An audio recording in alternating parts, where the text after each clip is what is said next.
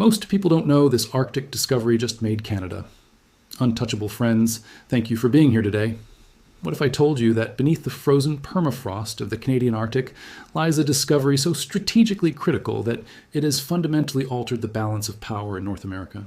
And what if I told you that this geological formation, hidden under ice for millennia, contains enough rare earth elements and critical minerals to determine which nation controls the technological infrastructure of the 21st century? For decades, the United States has operated under the assumption that when it comes to essential resources, American economic power and diplomatic leverage would always ensure access through favorable partnerships or strategic alliances. The Pentagon's resource security strategy was built on the foundation that no single nation, especially not a neighboring ally, could ever hold America hostage over materials considered vital to national defense and economic competitiveness. That assumption shattered in a geology lab in Montreal, when Canadian researchers analyzing Arctic core samples realized they had discovered the largest concentration of rare earth elements ever found on Earth. The numbers are staggering. An estimated $47 trillion worth of extractable critical minerals sitting entirely within Canadian territory, in quantities that dwarf all other known deposits combined. Today, we're going to examine how this discovery has triggered quiet alarm in Washington, why American defense contractors are now accepting Canadian terms that would have been unthinkable 5 years ago, and how this geological windfall has transformed Canada from a resource supplier into a strategic resource controller that can dictate terms to the world's largest military power. To understand why this Arctic discovery represents such a seismic shift in North American power dynamics, we need to first examine America's desperate dependency on critical minerals. The American economy, and particularly its defense industrial base, depends entirely on steady supplies of lithium for advanced batteries, rare earth elements for precision electronics, cobalt for energy storage systems, and dozens of other materials essential for everything from fighter aircraft to satellite communications. The problem is that the United States produces virtually none of these materials domestically. China controls approximately 60 to 90% of global processing capacity for critical minerals, depending on the specific material. This means American military contractors, technology companies, and government agencies are completely dependent on Chinese cooperation for access to materials classified as essential for national security. This dependency became a strategic nightmare when U.S.-China relations deteriorated over trade disputes, technology competition, and military tensions in the South China Sea. Beijing began weaponizing its control over critical mineral supplies, restricting exports to American companies and demanding technology transfers in exchange for continued access to essential materials. Pentagon planners discovered they were facing a vulnerability that could cripple American military capabilities during any serious conflict with China. Internal assessments revealed that the United States could not sustain advanced weapons production, maintain its technological edge, or power its transition to next-generation military systems without reliable access to materials controlled by potential adversaries. The response was a massive effort to diversify supply chains through partnerships with allied nations, domestic mining development, and strategic stockpiling programs.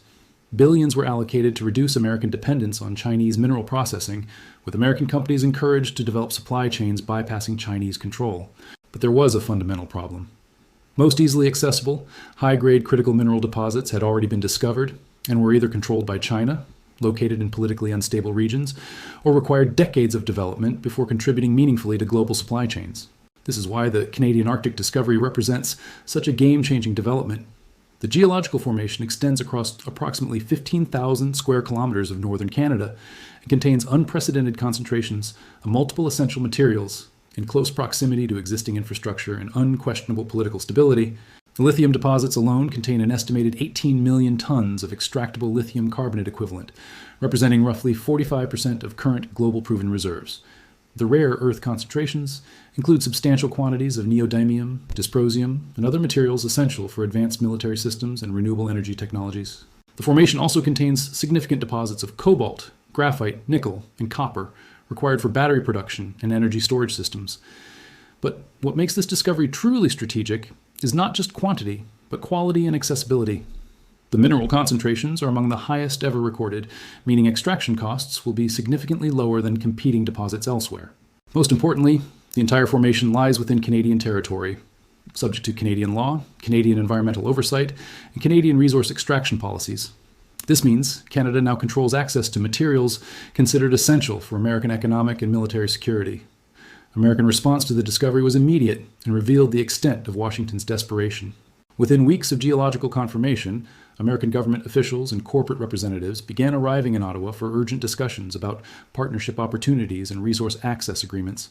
The Biden administration quietly dispatched senior officials from the Defense Department, Energy Department, and State Department to negotiate guaranteed American access to Arctic minerals. These discussions involved offers of technology sharing, defense cooperation, and trade concessions in exchange for priority access to Canadian critical minerals. American technology companies began a scramble to secure partnerships with Canadian mining firms.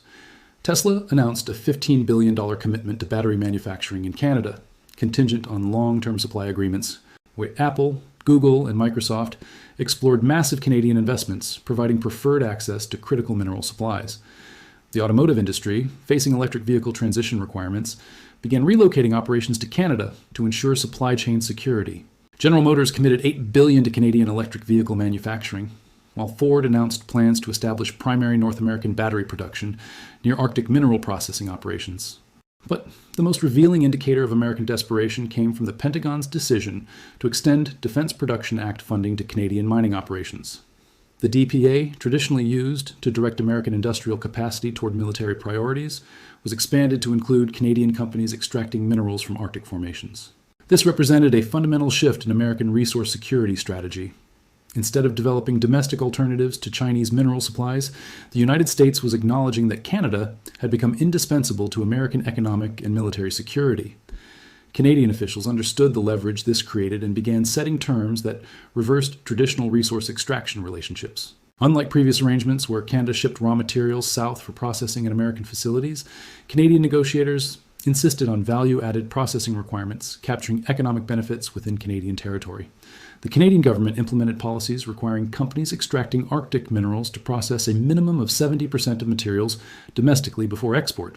This meant Canadian facilities would produce finished compounds sold at premium prices to international customers rather than shipping raw ore to American manufacturers. Export licensing requirements gave Canada ability to restrict mineral exports to countries not considered strategic partners or engaged in trade disputes with Canada. This created the possibility that Canada could cut off American access to essential materials during diplomatic disagreements. The strategic implications were staggering. For the first time since World War II, Canada possessed ability to exercise economic leverage over the United States in a domain considered essential to American national security. Canadian control over Arctic minerals meant American military modernization, renewable energy development, and technology manufacturing were all dependent on Canadian cooperation. Traditional approaches to resource diplomacy proved ineffective. Canada was not a developing country that could be pressured into unfavorable terms. Canadian mining companies were sophisticated operations with access to international markets and alternative customers. The Canadian government was stable and responsive to domestic pressures, favoring maximum Canadian benefits from resource development. American companies discovered they could no longer dictate terms to suppliers. Defense contractors accustomed to controlling supply chains found themselves accepting Canadian requirements for technology sharing, domestic processing commitments, and partnership arrangements rather than simple procurement relationships. The transformation becomes visible in recent agreements between American firms and Canadian resource companies. Where previous contracts focused on price and delivery, current agreements include technology transfer provisions, Canadian employment requirements, and Canadian approval rights over export destinations. These represent terms that dependent customers accept from essential suppliers, not terms that dominant powers dictate to subordinate providers. The contract language reflects fundamental reversal of leverage extending far beyond immediate commercial relationships. Canadian strategy extended beyond simple resource control. Partnerships with European companies provided alternatives to American markets. Agreements with Asian firms offered alternatives to American technology for development projects. Cooperation with developing nations provided alternatives to American diplomatic support. These alternatives meant Canadian leverage over American resource access operated within a framework of Canadian options, reducing Canadian dependence on American cooperation. This combination created fundamentally asymmetric relationships favoring Canadian interests in negotiations. The timeline intensifies American vulnerability. Existing stockpiles of critical minerals will be exhausted within current defense procurement cycles. New military technologies require increasing quantities of rare earth elements that cannot be sourced from existing suppliers at volumes needed for major weapons programs. American military modernization depends entirely on continued access to Canadian resources. Any disruption would force suspension of weapons development programs considered essential for maintaining technological superiority over potential adversaries. Canadian officials understand this timeline and have structured resource development to ensure Canadian processing capabilities expand faster than American alternatives can be developed. International partnerships are timed to maximize Canadian options during periods when American dependence becomes most acute. The mathematics are unforgiving for American strategists. Every advanced weapon system requires rare earth components that exist in meaningful quantities only in Chinese facilities or Canadian territory. Every next-generation military technology depends on materials that cannot be synthesized or substituted with existing alternatives. The technical specifications are non-negotiable because the laws of physics do not accommodate political preferences. This represents strategic resource management at its most sophisticated level. Control over essential inputs, development of alternative customers, expansion of processing capabilities, integration with international partners, all timed to maximize leverage during critical decision periods. The Americans face a choice with no attractive options. Accept dependence on Canadian resources with political and strategic constraints that dependence entails, or attempt to develop alternatives that may prove technically inadequate, economically unviable, or strategically irrelevant by the time they become operational. These assumptions no longer apply to the most critical resource dependency in American strategic planning. Canada controls what America needs. Canada has alternatives America lacks. Canada operates according to Canadian priorities that may not align with American interests. The financial markets have begun pricing this new reality into long-term valuations.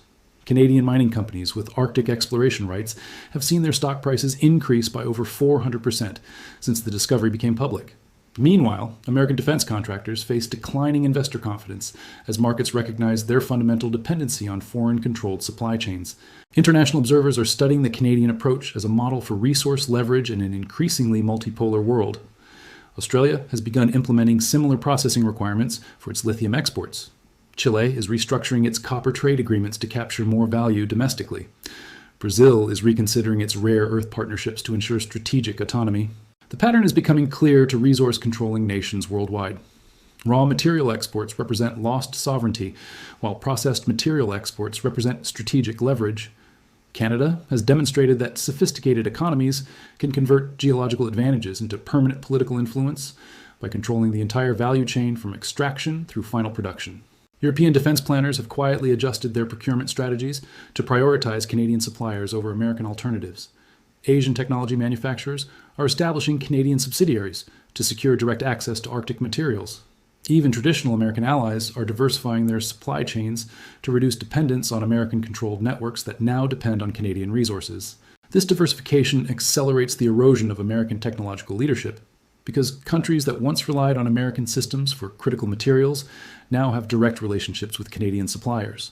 The middleman role that provided America with leverage over global technology supply chains is being systematically eliminated. The strategic implications extend beyond current defense technologies to encompass the entire future of technological development. Quantum computing, artificial intelligence, advanced robotics, and next-generation energy systems all require rare earth elements in configurations that only the Canadian deposits can supply at the scales needed for mass production. Canadian research facilities offer international scientists direct access to experimental quantities of rare earth elements that American institutions cannot guarantee. The University of Toronto, McGill, and other Canadian research centers have become magnets for materials science researchers who previously would have chosen American universities. Silicon Valley companies face the most dramatic adjustment. The technology sector that defined American economic leadership now operates under the constant uncertainty of potential supply disruptions. Every major product development cycle must factor Canadian political stability and Canadian policy decisions into fundamental business planning. The psychological impact on American technological supremacy cannot be overstated. For the first time since the Industrial Revolution, American innovation operates within constraints imposed by foreign political decisions, rather than domestic capabilities or market forces. The assumption that American technological leadership was self-sustaining has proven false when essential inputs are controlled by external powers. Canadian negotiators understand they hold leverage that extends far beyond immediate commercial relationships. Every major American technology initiative, every defense procurement program, every research project targeting technological breakthroughs must now accommodate Canadian interests or risk material supply interruptions that could delay or eliminate competitive advantages. The Pentagon has begun conducting classified assessments of scenarios where Canadian resource access becomes restricted during diplomatic crises. These war games reveal vulnerabilities that senior military planners describe as unprecedented in American strategic history. The ability to maintain military technological superiority depends entirely on the goodwill of a foreign power that cannot be coerced through traditional mechanisms. Intelligence agencies have quietly shifted resources toward monitoring Canadian political developments with the same intensity previously reserved for potential adversaries. The stability of Canadian mining operations, the reliability of Canadian political institutions, and the predictability of Canadian resource policies have become matters of American national security that require constant surveillance and analysis. Congressional defense committees have received briefings acknowledging that American military modernization programs could be suspended indefinitely if Canadian officials decided to prioritize non-American customers for critical mineral exports. The language of these classified reports describes dependency relationships that previous generations of American strategists would have considered impossible. Economic warfare scenarios now include Canadian resource restrictions as potential weapons that could cripple American industrial capacity without direct military confrontation. The realization that a neighboring ally controls the ability to shut down American defense production represents a strategic nightmare that has no precedent in American security planning. The irony becomes apparent to anyone studying historical patterns of imperial transition. America spent decades developing leverage over other nations through control of financial systems, technology transfers, and market access. Now, America discovers what dependency feels like when applied by a sophisticated power that understands how to exercise leverage without triggering overwhelming retaliation. What happened in the Canadian Arctic represents the kind of fundamental shift in strategic geography that determines which civilizations lead and which follow for generations.